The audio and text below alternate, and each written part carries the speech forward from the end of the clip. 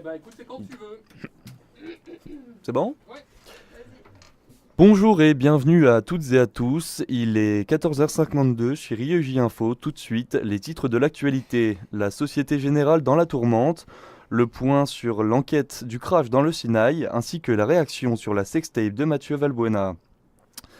Coup de tonnerre à la Société Générale. Le groupe français a annoncé un plan de transformation de ses réseaux ce matin. Complément d'information avec Antoine Kuhn. La Société Générale va fermer 20% de ses agences d'ici 5 ans. Ce sont 2000 postes que la Société Générale compte fermer avant 2020. Cette annonce répond aux nouvelles habitudes numériques de ses clients d'après le groupe.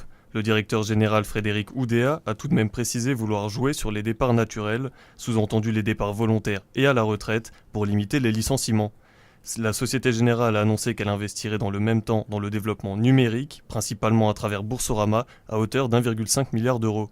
Si le nombre de clients qui se rendent en agence tous les mois a considérablement diminué en 5 ans, la ministre du Travail Myriam El Khomri s'inquiète tout de même que les banques en ligne prennent de la place et que les guichets soient de moins en moins utilisés. Les syndicats, quant à eux, dénoncent une logique purement financière, difficile de les contredire alors que la Société Générale a vu ses bénéfices augmenter de 27% au troisième trimestre. Le budget du logement a été adopté mercredi dernier à l'Assemblée avec une mesure symbolique sur l'ISF, l'impôt de solidarité sur la fortune. Cette mesure ne remet pas en cause les aides personnalisées mais le patrimoine.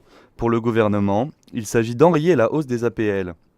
Le gouvernement prévoit de raboter 225 millions d'euros sur un budget total estimé à 15,5 milliards. L'affaire Volkswagen continue. Après avoir fait la une des journaux mi-septembre, l'État a demandé aux constructeurs automobiles de rembourser plusieurs millions d'euros suite au scandale. Après les révélations de fraude début septembre, le constructeur automobile s'attire les foudres et est accusé d'avoir une nouvelle fois triché sur ses émissions de CO2. Les suites de l'affaire du crash de l'Airbus A321 samedi dernier dans le Sinaï. Différentes hypothèses ont été émises concernant les causes de l'accident. Détails techniques ou attentats, Marine Allenbach. Le Kremlin a qualifié aujourd'hui de spéculation les différentes hypothèses émises autour du crash de l'Airbus A321 russe qui s'est écrasé samedi dans le Sinaï en Égypte et faisant 224 morts. Londres et Washington jugent probable la thèse d'une bombe placée à bord. Le porte-parole du Kremlin, Dmitri Peskov, a jugé que toutes les versions et raisons pour lesquelles le crash est arrivé doivent être présentées par les enquêteurs et que pour l'instant, aucune annonce n'a été donnée. Toutes les autres explications ne sont que des spéculations. Les enquêteurs présents au Caire n'ont pas pu extraire les données de la boîte noire contenant les conversations de l'équipage qui est trop endommagée. C'est l'examen des enregistreurs de vol qui doit permettre de trancher entre les deux hypothèses défaillance technique ou attentat. Dans le même temps, le Royaume-Uni souhaite rapatrier ses 20 000 touristes britanniques présents sur place, une mesure que le Kremlin n'a pas souhaité commenter. L'Allemagne se rapproche du million, 181 166, c'est le nombre de migrants enregistrés en Allemagne au mois d'octobre.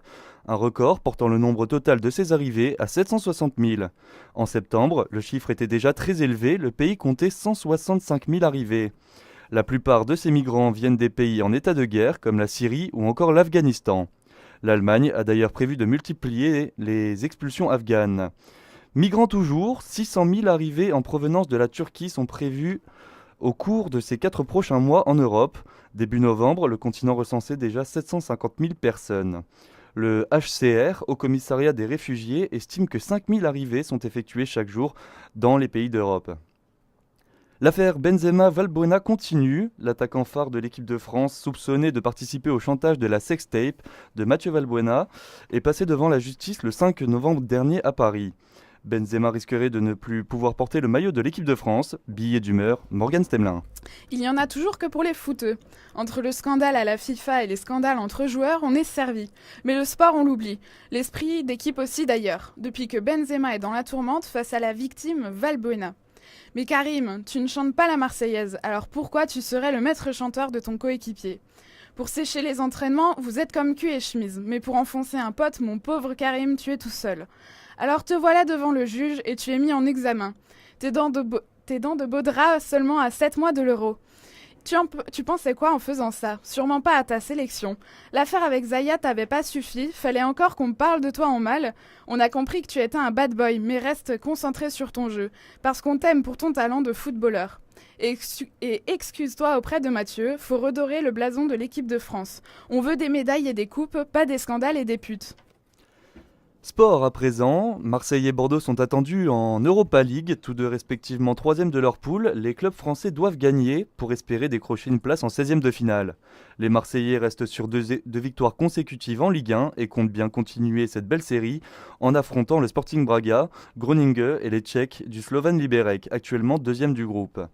Les Verts de Saint-Etienne sont quant à eux en très bonne position après leur victoire face aux Ukrainiens de Dniepropetrovsk, 3-0 la semaine dernière.